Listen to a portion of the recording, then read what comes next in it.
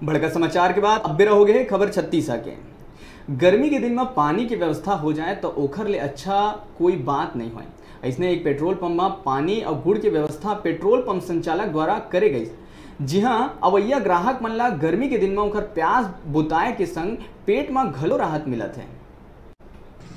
गर्मी के मौसम में पिए बर पानी की व्यवस्था हर जगह समाज सेवी संस्थान और जनप्रतिनिधि द्वारा करे जाते।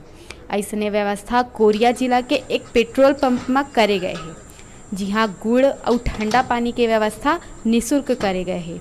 जिन भीषण गर्मी में अवैया वाहन चालक मन ला प्यास बुझाए बर अमृत स्वरूप हो गए है। ऐसे काम के तारीफ लोगन मन करत है। ये नेक काम समाज ला सीख देहे वाला काम है।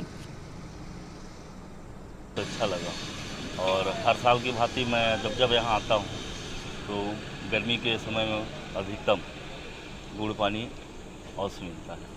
कभी नहीं मिला था और इसको पीने से बहुत अच्छा लगता है। और ऐसा किसी पेट्रोल पंप में और होता है कहीं? नहीं, कहीं नहीं। क्या मानते हैं इसको, आप कैसा काम है? अच्छा लगता। कोरिया ले हमारे डिजिटल रिपोर्टर संजय गुप्ता की रिपोर्ट।